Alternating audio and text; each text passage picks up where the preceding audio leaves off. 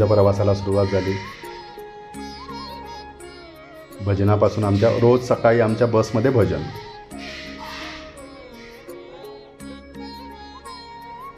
आज मी पुढे बसलो होतो कारण पहिल्या दिवशी दोन्ही दिवस पाठी बसून माझी कंबर दुखायला लागली होती. त्यामुळे मी त्यांना रिक्वेस्ट केली, अबे मी आता बाबा पुढे बसणार आणि मला फोटो व्हिडिओज करायचे असतात, ते पाठच्या त्या काचेतून ओपन होत नाही आणि तिथून फोटो काढता येत नाही. मग ते म्हणाले नाही नाही चा बस बस बस म्हणून मग पुढे बसलो यावेळी. म्हणजे आम्ही थोडे लोक पाठी पुढे करून आम्ही असे बसत होतो. हर भोलानाथ शिव शंभो पते हर धन धन धन धन धन धन धन धन घंटा बजे घंटा बजे ढाडा ढाडा ढाडा ढाडा घंटा बजे हर गौरीनाथ शिव शंभो पते हर भोलानाथ शिव शंभो पते हर भोलानाथ शिव शंभो पते धम धम धम धम डमरू.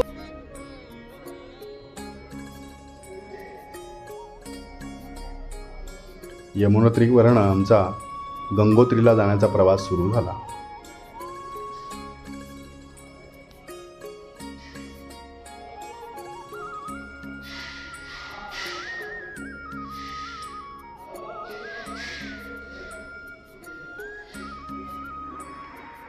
असे घाट कट टू कट जागा आहे की नाही, म्हणजे इथे म्हणजे घाटावरच आहे, सगळं डोंगरावरच आहे. तुम्हाला स्पष्ट कुठेच व्यवस्थित असा रस्ता कुठेच मिळणार नाही. चढाव चढाव चढणे, त्याच डोंगरांच्या कुशीमध्ये या लोकांची घरं. ह्यांना शेतीवितीसाठी सुद्धा जागा जास्त नाही. कोबी वगैरे दिसतात बघा, शेतीचेच प्रकार आहे. उत्तर काशी.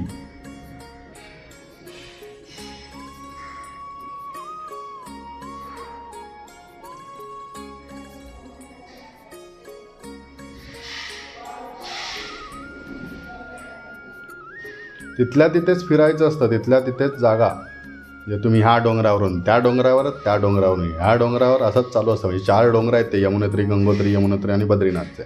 इकडे उतरायचं चढायचं. मेन टॉप आहे ते. आणि त्याच्यानंतर खाली म्हणजे हे ऋषिकेश आणि हरिद्वारनंतर ऋषिकेशला सुरुवात, ऋषिकेशनंतर प्रवासाला सुरुवात. हे सगळं डोंगर चढायचं उतरायचं बाजूचेच डोंगर, पण चढणे उतरणे याच्यात 1 दिवस, चढायला 1 दिवस, उतरायला 1 दिवस, दर्शनाला साधारणतः 2.5 ते 3 दिवस एका धामाला लागतात. त्यामुळे जवळजवळ कितीही तुम्ही जरी गडबड घातली तर 10 ते 12 दिवस तुम्हाला लागतातच दर्शनासाठी तिथे. जर तुम्ही हेलिकॉप्टरने गेलात तर कदाचित तो तुमचा दिवस वाचतो, पण जर प्रवास बसने करत असाल किंवा ओन गाडीने करत असाल तर तुम्हाला तितका वेळ लागतो. लोक थांबले आहेत. हे एका डोंगरावरती, म्हणजे चारी बाजूने कट आहे, मध्येच डोंगर आहे आणि त्याच्यावरती हे देऊळ आहे. एक देवीचं देऊळ आहे असं सांगितलं तिथे विचारल्यावरती. म्हणजे तिथे चढायलाही पूर्ण टॉपपासून वरपर्यंत चढायलाच पाहिजे, जागा नाही. आता आम्ही पोचलो ते उत्तर काशीला. ही उत्तर काशीची नदी गंगोत्रीची. आणि ह्या ठिकाणी आमचं वास्तव्य होतं जोशीवाडा म्हणून घेऊन. त्या ठिकाणी आम्ही राहिलो. आणि इथं उत्तर काशीमध्ये देवीचं त्रिशूल आणि बाकी सगळ्या गोष्टी बघण्यासारख्या आहेत. आणि केदारनाथाचं मंदिर हे बघा आहे. इथे येऊन आम्ही येऊन संध्याकाळी आंघोळ केली. दुसऱ्या दिवशी, पहिल्या दिवशी सगळी लोक होते त्यामुळे वेळ, म्हणजे पुढे दर्शनाला जायचा वेळ नव्हता. त्यामुळे इथे गंगोत्रीला जायच्या आधी इथे आम्ही थांबलो. हे बघा, हे दिसतंय ना, इथून ते आमचं हॉटेल ते तिथे दिसतंय ते त्या बाजूला. आता आम्ही नदीच्या या बाजूला आलो आहे. इथला जो झुला आहे म्हणजे ब्रिज आहे, लोखंडी असतात ते. आता ऋषिकेशला वगैरे लक्ष्मणझुला वगैरे असंच आहे. इथे मस्तपैकी फोटो काढला, सेल्फी काढली. सगळ्यांना मात्र फोटोचा मोह आवडत नव्हता. म्हणजे फोटो काढून आपल्या ग्रुपवर घालणे किंवा पाहुण्यांना पाठवणे, स्टेटसला ठेवणे, हा उपक्रम सगळ्यांचे चालू होते, वयस्करापासून ते यंगापर्यंत सगळ्यांचे. आणि मग आम्ही ग्रुप केला होता. त्या ग्रुपवर सगळ्यांनी फोटो काढले की त्या ग्रुपमध्ये घालायचं, ते प्रत्येकांना मिळायचे. मग एखाद्या व्यक्तीमध्ये वयस्कर होते ते फोटो काढत नव्हते, आणि त्यानुसार मग आम्ही फोटो काढून ग्रुपवर घालत होतो. म्हणजे ते सगळ्यांना शेअर होत होते. माझं एक होतं, मी शक्यतो देवळात दर्शनाला जाताना आपल्या भारतीय वेशेत धोतर किंवा पंचा, सदरा, खांद्यावर एक गमचा असं करूनच शक्यतो देवळात जाण्याचा माझं हे ठेवलं. मध्ये प्रवासामध्ये बाकी फिरताना आपलं पॅन्ट किंवा शर्ट, टी शर्ट वगैरे असं, पण देवळात जाताना मात्र आपल्या भारतीय वेशभूषेत जावं अशी माझी इच्छा. आणि आम्ही माझं श्याम काका आणि इतर लोकांचं आमचे 4-5 लोकांचं ते होतं की नाही देवळात जाताना आपण भारतीय वेशात आपल्या पारंपरिक वेशात जायचं. त्याचा आम्हाला फायदाही झाला आहे प्रत्येककडे, कारण त्यांना कळत होते बाबा गुरुजी वगैरे आहेत वगैरे असं समजून ते लोक म्हणजे कुठेच दर्शनाच्याही त्रास होत नव्हता. इथे एक ना तुम्हाला सांगायचं, फळं इतकी फ्रेश ना, इथली लोकं फळं फ्रीजमध्ये ठेवतच नाहीत. टवटवीत माणसंही इथली टवटवीत आणि इथली फळंही टवटवीत, घेऊन खावं असं वाटत होतं प्रत्येकडे. आणि घेत होतो आम्ही फळांचा आस्वाद. इथे एक प्रकारची फळं होती, नावही येत नव्हती त्यांची. लिची तर खाल्लीच, त्याबरोबर अनेक फळ होतं ते. हां, हे शक्तिपीठापैकी एक पीठ आहे. आणि इथे हे जे त्रिशूळ दिसतं आहे हे प्रत्यक्ष पार्वतीचं त्रिशूळ आहे. इथे एक प्रकारचं कंपन होतं, भूमीत किती खोलपर्यंत आहे असं म्हणतात. यात उत्तर काशीमध्ये सगळ्यात महत्त्वाचं म्हणजे हा स्पॉट, हे त्रिशूळ. या ठिकाणी आम्ही दर्शन घेतलं. तिथे एक मारुतीचंही देऊळ लहान आहे. देवळांची सर्वसाधारणतः रचना ना एकसारखीच आहे या दगडांची, तुम्ही बघितली तर. ही उत्तर काशी. उत्तर काशी, गुप्त काशी, काशी यांच्याबद्दल विश्लेषण मी हळूहळू तुम्हाला सांगेन. या ठिकाणी एक नदी आहे. त्या नदीच्या ठिकाणी शंकराची मूर्ती, ही गंगा नदी म्हणजे वरून खालपर्यंत गंगा नदीच्या प्रत्येक घाटावरती संध्याकाळी गंगा देवीची आरती करण्याची प्रथा आहे आणि ते करतात. तर इथे ह्या ठिकाणी जे आरती स्थळ म्हणून दिलं आहे ना, हे ॲक्च्युली पंजाबच्या लोकांनी आयोजित केलं. म्हणजे ती जागा वगैरे बांधणे दिसतंय तुम्हाला पिवळं.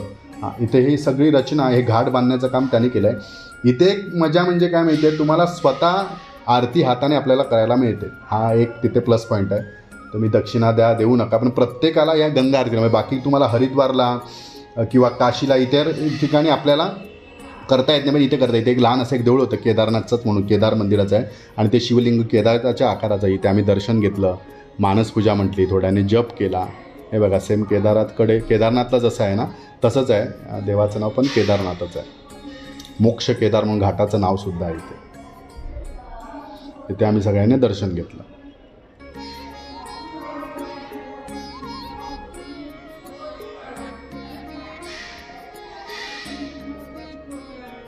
हां, हे बघा आरती करायला मिळाली प्रत्येकाला. मलाही त्याचा आस्वाद घेता आला. काहीतरी देवाची सेवा झाली. प्रत्येकाला आमच्या ग्रुपच्या सगळ्यांनी ती पंचारत्या घेतल्या. सेल्फीमध्ये फोटो त्यामुळे कदाचित डाव्या हातात आरती घेतल्यासारखं वाटतं. सगळी लोक आरती करतात. प्रत्येकाला आरती करायचं हे मिळतं, भाग्य मिळतं इथं प्रत्येकाला गंगा आरती. पण तुम्हाला बाकीच्या सगळ्या घाटांवरती ही सेवा नाही आहे अजून. हरिद्वारला, ऋषिकेशला किंवा तुम्हाला काशीला तुम्हाला स्वतःला आरती करायला तिथे मिळत नाही. तुमची आरती तुम्ही घेऊन जाऊनच करायला पाहिजे. पण इथे लोकांच्या सेवेसाठी ठेवलं आहे. एक मला आवडलं इथे, एक वेगळं काहीतरी वाटलं. हां बाबा, काहीतरी आमच्याकडनं सेवा घडली, लोकांकडनं घडते आणि प्रत्येकाला आनंद झाला. आपल्या हातून आरती होते, गंगा आरती होते.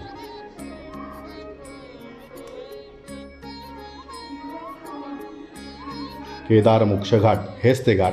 आणि इथेच केदाराचं देऊळ आहे. म्हणजे हे छोटं ते केदाराचं देऊळ आहे. ह्याच देवळा मगाशी आम्ही दर्शन घेतलं मगाशी ह्याच देवळात. आणि इथे परत संध्याकाळी तिथे एक प्रकारचं पंत आहे. त्या पंथातले स्वामी तिथे राहतात आणि ते त्या देवळाची देखरेख करतात. आणि त्या ठिकाणीची सगळी सेवा, संध्याकाळची आरती वगैरे एक पंथ आहे. तुम्हाला बघितल्यावर कळेल पुढे आरती आहे. नमामि गंगे.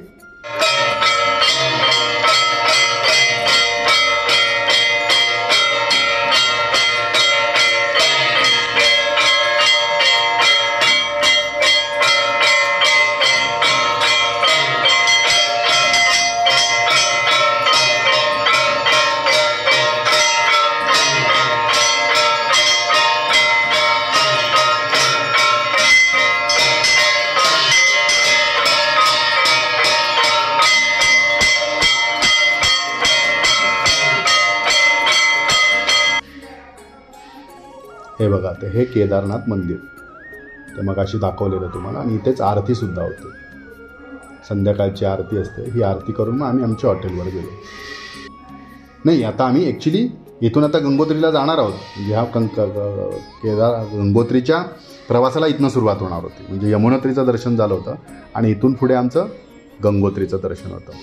वाटेमध्ये एक हर्षिल गाव लागतं, जिथे राम तेरी गंगा मिली पिक्चरची शूटिंग झाली. तिथे सगळं स्थान वगैरे आहे. तिथे गेल्यावर खरंच स्वर्ग असं वाटतं. तिथे आमचा थांबलो आम्ही, फोटो वगैरे काढले आहेत. ते फोटो आपल्याला पुढे बघायला मिळेल. इथून आमची गंगोत्रीला जाण्याची सुरुवात झाली. रस्ता थोडासा कोसळलेला, मध्ये मध्ये कामही चालू आहे. तिथे ॲक्च्युली काम चालू आहेत सगळीकडे रस्त्यांचे, पण बाकीकडे माझ्या मते म्हणजे जिथे ऑलरेडी गाड्या जात आहेत, म्हणजे केदारनाथला गंगोत्रीला देवळापर्यंत गाडी जाते आणि त्याचपर्यंत बद्रीनाथला सुद्धा देवळापर्यंत गाडी, तिथे तुम्हाला हेलिकॉप्टर किंवा घोड्याची गरज नाही आहे. पण ह्या ठिकाणी जे यमुनोत्री आणि केदारनाथला मात्र तुम्हाला घोड्याची आवश्यकता लागते. या ठिकाणी हर्षीला जाताना गंगोत्रीला जातानाचं हे नदी आहे, घाट सेक्शन आहे हा.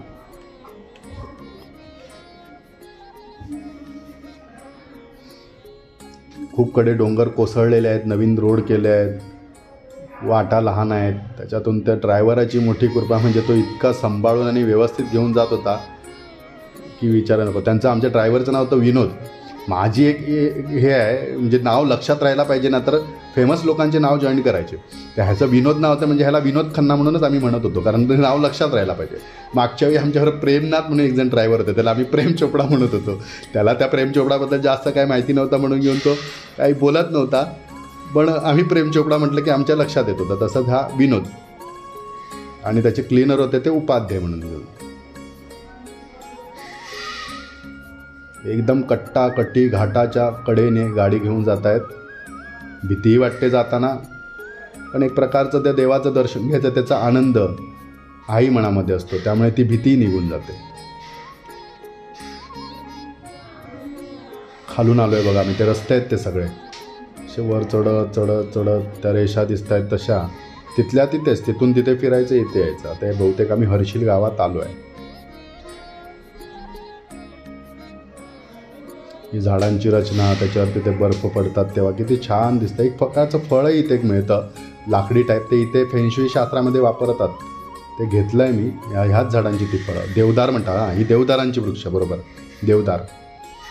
ही देवदाराची वृक्ष आहेत सगळी.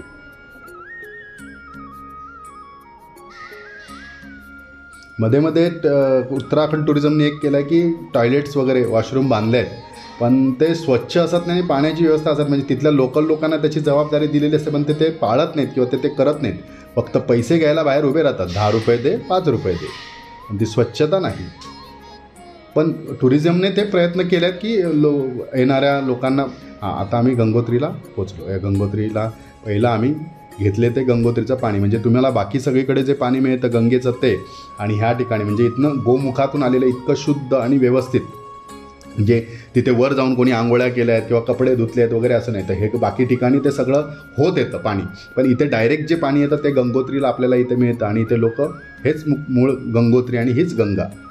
हे पाण्याचा खळखळाट, ती स्वच्छता पाण्यातील बघितली तुम्ही. बॉटलमध्ये घेतल्यानंतर ना इतकं स्वच्छ तिथं पाणी ते आधी घेताना. हे गुरुजी तिथले, प्रमोद नाव काहीतरी होतं त्यांचं, त्यांचा मुलगा त्या बाजूला आणि तिसरा बसला आहे ते तिसरे गुरुजी. इथे आम्ही बसलो आणि इथे संकल्प, गंगा नदीच्या जवळ संकल्प जो असतो हा महत्त्वाचा असतो स्नानाचा. त्यांचं मत असं आहे की जेव्हा आपण गंगोत्रीला येऊन पोचतो तेव्हा तुमचे पितरांचा उद्धार होतो, आणि भगीरथीने आपल्या पितरांच्या उद्धारासाठीच गंगा मातेला या ठिकाणी आणलं असं त्यांचं म्हणणं आहे. तर त्याने त्यांच्या भाषेत सुद्धा खूप गोष्टी सांगितल्या, त्या पुढे आपण ऐकायला मिळतील. पुण्य अर्जित करने के लिए यहाँ तक आए, और गंगोत्री यात्रा करने से क्या पुण्य मिलता है, और आप लोग यहाँ क्यों आए, इस जगह का क्या महत्व है, ये पूजा का क्या महत्व है, ये गंगा नीर आपने कलेक्ट किया, इसका क्या महत्व है, ये पहले समझना. उसके बाद जो हम मंत्र बोलेंगे वो मंत्र आपको लगेगा. और मैं चाहता हूँ कि आप यहाँ से पूरा का पूरा पुण्य अर्जित लेकर के जाएं, क्योंकि ऐसा समय बार बार नहीं मिलता. या तो इनके जैसे सौभाग्यशाली होना चाहिए, इनके जैसे, ठीक है ना, पुण्य आत्मा. ये आप यहाँ पहुँचे, आप अपने धन के खातिर नहीं आए कि आपने मन इन्वेस्ट किया और आप आ गए. आप यहाँ पहुँचे अपने पुण्यों के खातिर, कुछ पूर्व जन्म के पुण्य, कुछ इस जन्म के पुण्य. जब वो अर्जित हुए तो भगवान ने आपको जो है ये मार्ग दिखाया. और क्या गंगोत्री यात्रा करने से कितना पुण्य मिलता है, 100 अश्वमेध यज्ञ करने जितना पुण्य. कितना अश्वमेध यज्ञ का पुण्य मिलता है एक बार अगर आप सच्ची श्रद्धा से गंगोत्री की यात्रा करते. और मैंने कह दिया आप लोग मान जाएंगे कि हाँ हाँ मिलता नहीं. उसका तत्व आपको समझना पड़ेगा, उसका महत्व आपको समझना पड़ेगा. वो कैसे, सबसे पहले आपको गंगोत्री का महात्म बताता हूँ, इस जगह की वैल्यू क्या है. आप और हम साधारण मनुष्य है. स्वयं ब्रह्मा जी जिन्होंने सृष्टि की उत्पत्ति की उनको भी इस जगह के बारे में मालूम नहीं था। जब देव ऋषि नारद तीनों लोक में विचरण करके ब्रह्मलोक में गए तो ब्रह्मा जी ने पूछा, हे नारद जी, आप तीनों लोक में विचरण करते हैं, कभी आप पृथ्वी के उस भूभाग पर गए जहाँ पर मेरे ब्रह्म कमंडल में निवास करने वाली गंगा धरती को अवतरित हुई है? गंगोत्री जो तीर्थ है वहाँ का मुझे महात्म बताइए। कौन बोल रहा है? ब्रह्मदेव। किससे? हाँ, देव ऋषि नारद से। थोड़ा ध्यान रखो आप लोग, ध्यान वो मत करो। तो देव ऋषि नारद कहते हैं, आप लोग कहाँ आए? ये जगह का नाम क्या है? गंगोत्री। गंगोत्री का अभिप्राय क्या? गंगा प्लस उतरी तस्य नाम गंगोत्री। जहाँ पर गंगा स्वर्ग से उतरी है वही जगह का नाम गंगोत्री है। और जहाँ पर आप लोग बैठे हैं ये कौन सी जगह है गंगोत्री तीर्थ की? भगीरथ राजा की तपस्थली, जहाँ पर बैठ करके महर्षि भगीरथ ने 5500 ईयर तपस किया गंगा जी को स्वर्ग लोक से भूलोक पे लाने के लिए, अपने पूर्वजों के उद्धार करने के लिए। तो देव ऋषि नारद ब्रह्मा जी को बोलते हैं, स्कंद पुराण के 18वें अध्याय में श्लोक है, भगीरथ तपस्तानम त्रिशुलोके सुभृस्तम इदम भूलोक वैकुंठम मिति जानी नारद। ये ब्रह्मा जी, जब मैं उस पवित्र तीर्थ में गया, गंगोत्री तीर्थ में गया, राजा भगीरथ की तपस्थली पर गया, तो मैं अपने आप में अचंभित हो गया, मैं भ्रमित हो गया कि मैं किस जगह पे आया। मैंने आप ब्रह्मा जी का स्मरण किया ना, तो पूरे ब्रह्मलोक सहित मुझे आपके दर्शन वहाँ पे हुए। मैंने भगवान विष्णु का स्मरण किया, मैंने शंकर भगवान का, 33 कोटि के जितने भी देवी देवता है सब वहाँ पर मुझे अपने लोक सहित दर्शन दे रहे थे। मेरे पास उस जगह की व्याख्या करने के लिए कोई शब्द नहीं है कि मैं उसको आपके सामने जो है ट्रांसलेशन कर सकूँ उसका। मैं सिर्फ इतना कहूँगा कि वो जो जगह है तीनों लोक में विख्यात है और भूलोक पे साक्षात वैकुंठ है। आप लोग साक्षात स्वर्ग में बैठे, ये मैंने कह दिया आप मान रहे नहीं। आप अपने अंदर जो अनुभूति आपको अभी हो रही है वो जीवन में पहले कभी हुई आपको नहीं। तो ये सब चीजें समझने वाली है। दूसरा, गंग मिलन को जाइए तजमाय अभिमान, जो जो पग आगे धरे त्यों त्यों यज्ञ समान। गंगा जी को मिलने के लिए अगर आप एक एक कदम चलते हैं तो आपको एक एक योजन के बराबर का पुण्य मिलता है, सच्ची श्रद्धा से अगर आप चलते हैं। तो ये सब, आप चाहे कितने भी बड़े बुद्धिमानी है, कितने भी बड़े ज्ञानी है, कितने भी बड़े पैसे वाले हैं, कितने भी बड़े अधिकारी है, वो सब का अभिमान त्याग करके एक सच्चे भक्त की तरह आपने जो है यहाँ पर माँ गंगा जी का नमन बंदन स्मरण करना है, तब जाके आपको वो पुण्य मिलेगा। ठीक है ना? ये जगह का महत्व है। दूसरा, 100 अश्वमेध यज्ञ करने का पुण्य कैसे और क्यों मिलता है वो भी आप समझिए। प्रकाश भाई ने आपको समझाया होगा, गंगा अवतरण की कथा सुनाई आपने। राजा सगर के 60,000 पुत्र थे, पहले एक भी संतान नहीं थी, तो व्याकुल थे, चिंतित थे कि मेरी जो है संतान नहीं, आगे वंश कैसे चलेगा। जब ब्रह्मा जी ने वरदान दिया तो उनकी 2 रानियां थी, सुमति और केसनी। सुमति का एक पुत्र हुआ अंशुमान और केसनी के 60,000 पुत्र हुए। और राजा सगर को अपने पे क्या हो गया? घमंड हो गया कि मेरे बराबर पराक्रमी कोई नहीं है। और उन्होंने अपने ईगो में आकर के 100 अश्वमेध यज्ञ करने का संकल्प ले लिया। हे गंगा मंदिर गंगोत्री, त्या ठिकाणी सगळे ग्रुपचे थोडे थोडे होते, जितके असत होते त्यांचे आम्ही फोटो काढत होतो आणि जे मिळत नव्हते ते आपापला फोटो काढून घेत होते, मग ते ग्रुपमध्ये शेअर करत होते। हे नारळ इथे काय बघाय सुकलेले आहेत, ते सफरचंद, हा प्रसाद हा इथला सुकलेला सफरचंदांचा।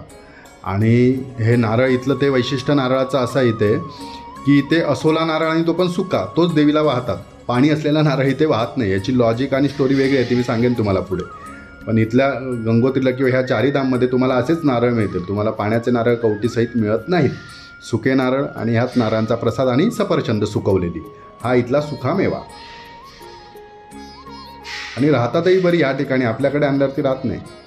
हे गंगा नदीच्या ठिकाणी हे मूर्त्या वगैरे केल्या आहेत स्वच्छतेसाठी, टुरिझमने छान दिसतं आहे। म्हणजे गंगेची स्टोरी याच्यात, भगीरथकडनं कशी गंगा अवतरली, म्हणजे आली, काय तपस्या केली, मूळ विष्णुपादातून ती गंगा आली आहे हे सगळ्यांना माहीत नाही। आपल्याला फक्त शंकराच्या जटेतून आली इतकी माहिती आहे, शंकराने ते जटेमध्ये धारण केली, पण ती शंकराच्या जटेपर्यंत कशी पोचली त्याचं वेगळं रहस्य आहे। ते पुढे ते गुरुजींचा व्हिडिओ आपण ठेवला याच्यामध्ये, त्याच्यात ते स्वतः सांगतात, त्याच्यातून आपल्याला कळेल।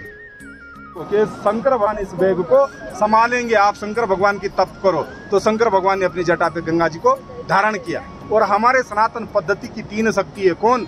ब्रह्मा, विष्णु और महेश। और उन तीनों के तत्व जो है इस गंगा जल में विद्यमान है, इसलिए ये पवित्र है। और आजकल जो है विज्ञान का जमाना है, साइंस का। अभी वैज्ञानिक ने भी सिद्ध कर दिया कि इसमें कोई ऐसा बैक्टीरिया है, आप अगर रोज आचमन 1-1 बूंद लेते हैं गंगा जल, तो शरीर में जो रोग उत्पन्न होता है वो वहीं नष्ट हो जाता है। और हमारे धर्म शास्त्रों में तो गंगा जल का सबसे पहले सेवन करने का है, ठीक है ना। तो अब विज्ञान भी उस चीज को मान रहा है। अभी लोग क्या बोलते हैं, गंगा जी कहाँ से निकलती है? गौमुख से। अब कई लोग, आपको भी मालूम है, आपको यही मालूम होगा कि गाय का मुख है, वहां से गंगा जी निकलती है, बोलते थे, ये तो है आपको मालूम। लेकिन ये भी भ्रम फैलाया गया। ये जो क्षेत्र है ये गोलोक क्षेत्र है, गंगोत्री तीर्थ। जब राजा भगीरथ ने अनुष्ठान किया तो यहाँ पर गायों का दान किया, हजारों हजार गायों का दान किया, और इस क्षेत्र का नाम पड़ गया तब से गोलोक क्षेत्र। गंगा कहाँ से निकलती? गोलोक क्षेत्र, गंगोत्री से। और बोलने वालों ने धीरे धीरे जो है, हजारों वर्ष पहले की बात है, गोमुख से गंगा जी निकलती। क्यों कि इससे आगे पूरा जो अभी यहाँ से 18-19 किलोमीटर पीछे है गोमुख ग्लेशियर, वो हजारों वर्ष पहले यहीं पे था। यही गंगा जी का उद्गम है, यही गंगोत्री है, यहीं पर गंगा जी उतरी है। वो धीरे धीरे आप धार्मिक दृष्टि से देखो तो पाप बढ़ रहा है, और वैज्ञानिक दृष्टि से देखो तो प्रदूषण बढ़ रहा है। वो ग्लेशियर कटता हुआ पीछे पीछे जा रहा है, और लोग सोचते हैं कि गोमुख से गंगा जी निकल रही है। वो गोमुख वो ग्लेशियर है, लेकिन ये गंगा जल उस ग्लेशियर से नहीं आ रहे। अभी जो है ना यहाँ पे विंटर टाइम पे, मैं आपको एक चीज बता रहा हूँ, कितने भूवैज्ञानिक आते हैं। हम इस गंगा जल को जैसे भर दिया ना, इतनी धूप भी है तो ये पूरा जम जाता है, आइस बन जाता है, बिल्कुल जैसे फ्रिज में पानी रख के जम जाता है। तो हम भरेंगे तो ये जम जाता है, लेकिन ये धारा जो है अविरल बहती रहती है, कभी नहीं जमती है। लेकिन वैज्ञानिक अचंभित रहते हैं कि ये जो किनारे दाएं बाएं जो नदियां आ रही वो सब जम जाती है, लोक हो जाती है, बिल्कुल शीशा बन जाता है। लेकिन ये फिर भी ये, और ग्लेशियर जो 12 महीने ठंडा है, बिल्कुल कूल, वो क्यों नहीं जम रहा है? अभी इस पे रिसर्च होता है बहुत, आप नेट पे देखना, अभी बहुत आपको जो है मिलेगा ज्ञान। मेरे को इतनी ज्ञान नहीं है, लेकिन मैं शास्त्रोक्त आपको बता रहा हूँ इसका महत्व। ये इस गंगा जल का महत्व है। अभी किसी को मालूम नहीं कि इसकी स्टार्टिंग पॉइंट है कहाँ। स्टार्टिंग गंगोत्री में ही गंगा जी की है। और ये कहाँ से आ रहा, ये हम भी भ्रमित है, आप भी भ्रमित है। बहुत अध्ययन करना पड़ेगा अभी, तब जाके जो है, जब आपकी उम्र में आएंगे तब शायद पता लगेगा कि वास्तविकता कहाँ से और कैसे ये है। और गंगा जी जो है, हमारे शास्त्रों में है कि गंगा जी स्वर्ग से ब्रह्मा जी से जो है वचन करके आई कि मैं कलयुग के 4थे चरण तक ही भूलोक पे रहूंगी, उसके बाद वापस स्वर्ग लोक पे आ जाऊंगी। तो वो अभी रहस्य युक्त बात है, उसको अभी मैं भी नहीं समझता, आप भी नहीं समझते, और ये शास्त्रों में भी कहीं इसका उल्लेख नहीं। क्योंकि हमारे जो शास्त्र है बहुत बड़े बड़े, वो जो है आधा से ज़्यादा तो विदेश में चुरा करके लोगों ने ले गए, ठीक है ना। वो यहाँ जो है भ्रम फैला दिया समाज में। तो सच्ची श्रद्धा और भाव से आप लोग माँ गंगा जी का नमन बंदन स्मरण करना। और ये गंगा जल अगर आपके घर में 1 बूंद है ना, आपके घर में कभी भी कोई नकारात्मक ऊर्जा प्रवेश नहीं कर सकती आपके पास से, क्योंकि आपके घर में वो 3 शक्तियों का मिश्रण है। और आपके घर में हजारों हजार लीटर गंगा जल है, तो आपको उसका महत्व नहीं मालूम, तो वो एक साधारण जल ही रहेगा आपके लिए। इसलिए इसको ऐसा समझ करके ले जाना कि हम अपने साथ में 3 शक्तियों का महाप्रसाद गंगा जल को, गंगा जी को अपने पास में ले जा रहे हैं सम्मान के साथ में। तो जितना आपकी श्रद्धा होगी, जितने आपके भाव होंगे, उतने ज़्यादा आपको पुण्य मिलेंगे। मेरा कर्तव्य आपको मार्गदर्शन करने का है, उसका अनुसरण करना। आपके पुण्य कितने हैं आपके प्रारब्ध पे, वो आपके पुण्यों पे डिपेंड है, ठीक है सर। तो अब पूजा स्टार्ट करते, थोड़ा समय लिया आप लोगों का, लेकिन थोड़ा सा बहुत अच्छा हुआ। पूजा स्टार्ट करते, ये आचार्य जी हैं, पूजा करेंगे।